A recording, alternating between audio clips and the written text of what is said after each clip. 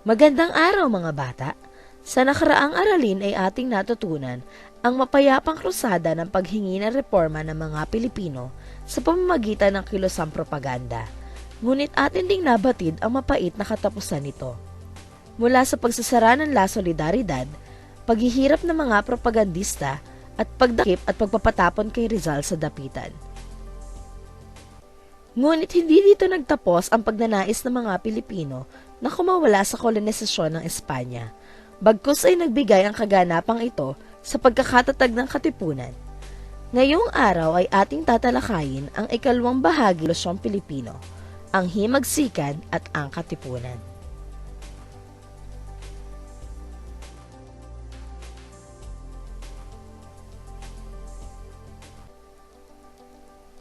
Sa araling ito ay ating matututunan ang pagkakatatag, balangkas at paglaganap ng Katipunan, ang mga implikasyon ng kawalan ng pagkakaisa sa himagsikan at kilusan, at ang mga pangyayari sa himagsikan laban sa kolonyalismo ng Espanya, ang sigaw sa Pugadlawin, Tejeros Convention, at ang kasunduan sa Biak na Bato.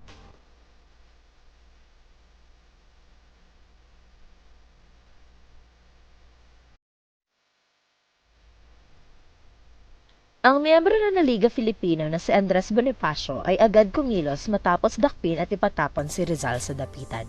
Itinatag niya ang KKK o Kataas-Taasang Kagalang-Galangang Katipunan ng mga Anak ng Bayan noong Hulyo 7, 1892 sa Kalye Azcaraga, Tondo, Maynila.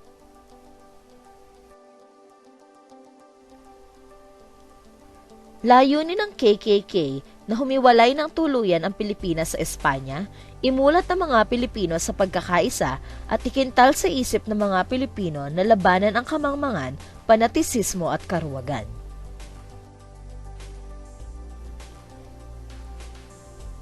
Ginamit ng mga Katipinero ang sistemang tatsulok sa pagtanggap ng mga bagong kasapi ng samahan. Binubuo ng 3 miyembro ang unang tatsulok at bawat isang kasapi ng tatsulok ay maghahanap ng bago ding kasapi kaya't panibagong tatsulok naman ang mabubuo. Subalit ang ganitong paraan ay sadyang napakabagal kaya naman noong 1892 pinalitan nila ang sistemang ito ng sistemang hagdang-hagdan upang mapabilis ang pagkuha ng mga kasapi.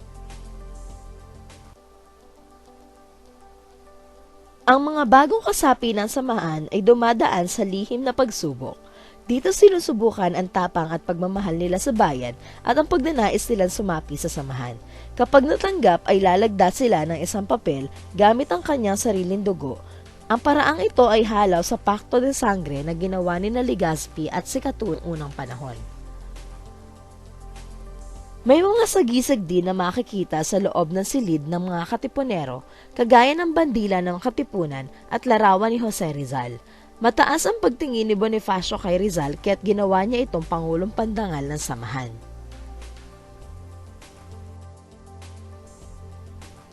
May sarili ring pamahalaan ang Katipunan. Binubuo ito ng 4 na bahagi. Una ay ang Kataas-Taasang Sanggunian o Supreme Council. Namumuno ito sa buong bansa. Binubuo ito ng Pangulo, Fiskal, Kalihim, Ingat-Yaman at ng Auditor. Ang sumunod na bahagi naman ay ang Sangguniang Bayan o Provincial Council na namumuno para sa mga lalawigan. Ang Sangguniang Barangay naman o Municipal Council ay namumuno para sa mga bayan at bahagi ay ang Sangguniang Hukuman o Judicial Council. Nasa kanila ang kapangyarihang tagahukom ng samahan. Ito ang nagbibigay ng desisyon tungkol sa mga usaping pagtataksil at pag-aaway ng mga miyembro nito.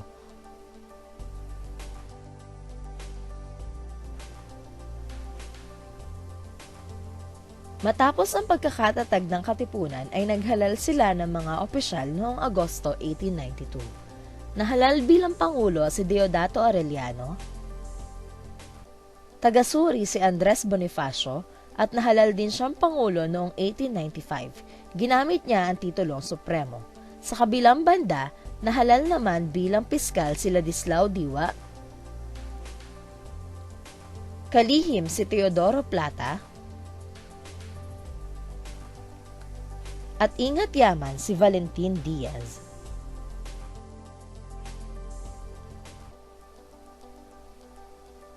Naisip ni Andres Bonifacio na mahalaga para sa samahan ang magpakalat ng mga babasahin tungkol sa kanilang layunin. Kaya naman inilimbag nila ang kalayaan bilang opisyal na pahayagan ng samahan.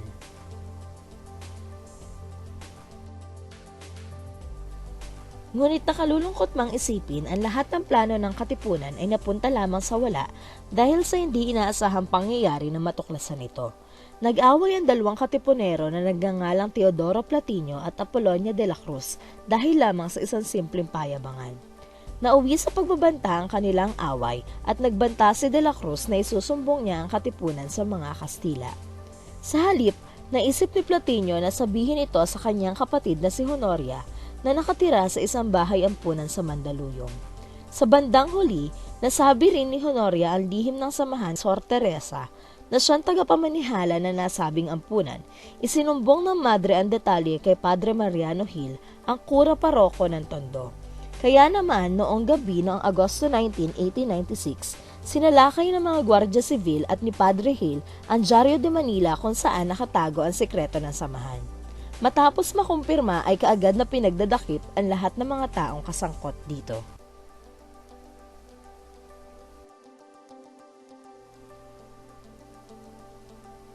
Dahil sa pagkakatuklas ng katipunan, maagang naibunyag ang kanilang planong paghimagsik laban sa mga Kastila. Naging mabigat ito para kay Bonifacio dahil sa marami pa silang kakulangan sa mga armas at tauhan. Subalit noong Agosto 23, 1896, nagtungo ang samahan sa Pugad Lawin. Doon ay napagkasundoan nila na kanilang itutuloy ang himagsikan kahit na may kakulangan pa sila sa armas.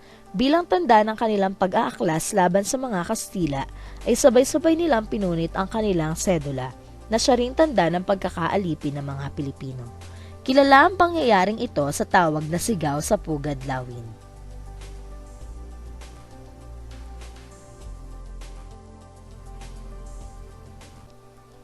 Ang unang labanan sa pagitan ng Kastila at mga Katipunero ay naganap sa San Juan del Monte na ngayon ay pinaglabanan San Juan City noong Agosto 30, 1896. Noong araw ding iyon, idineklara ni Gobernador General Ramon Blanco ang state of war sa 8 lalawigan na nag-alsa laban sa mga Kastila, ang Maynila, Bulacan, Cavite, Laguna, Pampanga, Batangas, Nueva Ecija at Tarlac.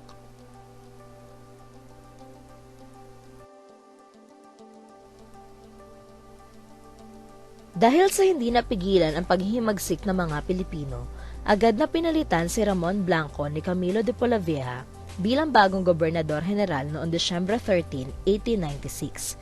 Agad niyang ipinag-utos ang pagpapabitay, pagpapadakip at pagpapatapon sa mga miyembro ng rebolusyon. Isa sa pinakamabigat niyang desisyon ay ang paghatol ng kamatayan kay Dr. Jose Rizal noong Disyembre 30, 1896 sa pamamagitan ng firing squad.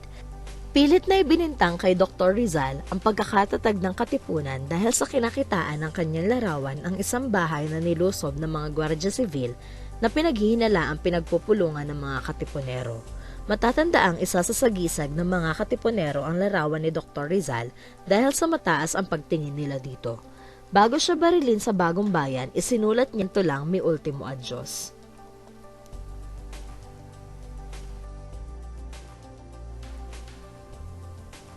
Bukod kay Andres Bonifacio, ang isa pang umusbong na miyembro ng katipunan ay si Emilio Aguinaldo. Unang nagtagumpay sa pakikipaglaban si Aguinaldo noong Agosto 31, 1896 sa Kawit. Sumunod dito ang labanan sa Binakayan noong Nobyembre 11. Sunod-sunod ang naging tagumpay ni Aguinaldo matapos nito, ang labanan sa tulay ng Zapote at sa Pasong Santol.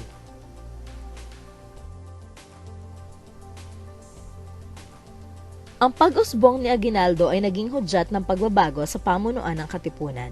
Marami ang nagsasabi na dapat palitan ang pamunuan at dapat lamang dito si Aguinaldo dahil sa kanyang matagumpay na pakikipaglaban. Dahil sa usaping ito, nahati ang dating iisang samahan sa dalawa, ang Magdiwang na sumusuporta kay Bonifacio at ang Magdalo na sumusuporta naman kay Aguinaldo. Upang wakasan ang nasabing alitan ay nagkasundo ang dalawang panig na idaan sa isang halalan kung sino ang dapat maging pinuno ng samahan. Ginanap ang kumbensyon sa Tejeros noong Marso 22, 1897 sa Tejeros, San Francisco, Malabon, na ngayon ay General Trias. Nahalal si Aguinaldo bilang Pangulo habang siya ay nakikipaglaban, samantalang si Bonifacio naman ay nahalal bilang kalihim ng interior.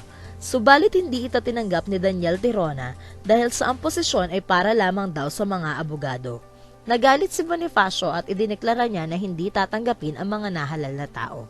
Na makarating kay Aguinaldo ang balita, nagpulong muli sila sa Naik, Cavite at nagpalabas ng kautasan na kikilalanin ang legalidad na naunang halalan. At ang sino mang tumangging makipagtulungan sa pamahalaang mapanghimagsik ay ituturing na kalaban. Ang layunin ng kumbensyon sa Tejeros ay upang ayusin ang hindi pagkakaunawaan sa pagitan ng dalawang panig. Ngunit sa halip na magkaisa, lalo pang tumindi ang hidwaan na humantong sa pagkamatay ni Andres Bonifacio.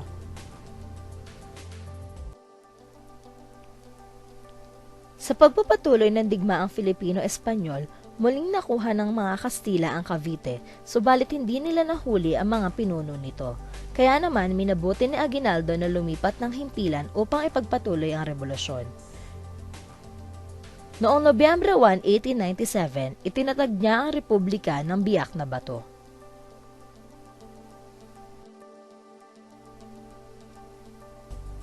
Sa hindi inaasahang pagkakataon, ay nakipagkasundo ang mga Kastila sa kampo ni Aguinaldo. Namagitan sa nasabing kasunduan si Dr. Pedro Paterno dahil siya ay parehong iginagalang na Pilipino at Kastila. Pansamantalang nahinto ang digmaan sa pagitan ng dalawang panig at nagharap sina General Emilio Aguinaldo at Gobernador General Primo de Rivera noong Desyembre 14 to 15, 1897 at napagkasunduan ng dalawa ang mga sumusunod. Una, si Aguinaldo at ang iba pang pinuno ng revolusyon ay susuko ng voluntaryo at magpapatapon sa Hong Kong. Pangalawa, magbibigay ng amnestiya ang Espanya sa lahat ng mga Pilipinong nag-alsa. At pangatlo, magbabayad ang Espanya ng pinsala sa digmaan na nagkakahalagang 1.3 million pesos. Bilang karagdagan, ibibigay ng Espanya ang mga hinihinging reforma ni Aguinaldo tulad ng pagbabalik ng kinatawan ng Pilipinas sa Cortes, pagkakapantay-pantay ng mga Pilipino at Kastila, sekularisasyon ng mga parokya, at pagbibigay ng karapatan sa mga Pilipino.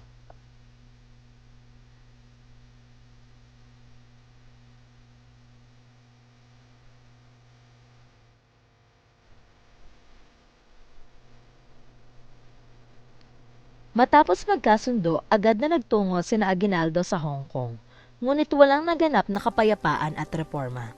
Matapos ang kasunduan sa Biak na Bato, hindi binayaran ng mga Kastila ang kabuuang halaga na 1.3 million pesos at marami sa mga Pilipinong sumuko ang ipinapatay o di naman kaya ay ikinulong.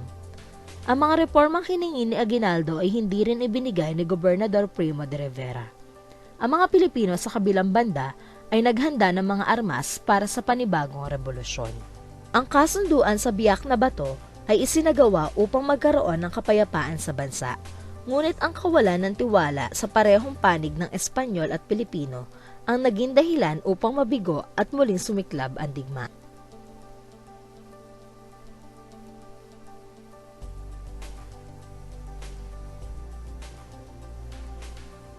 Maraming salamat sa pakikinig mga bata.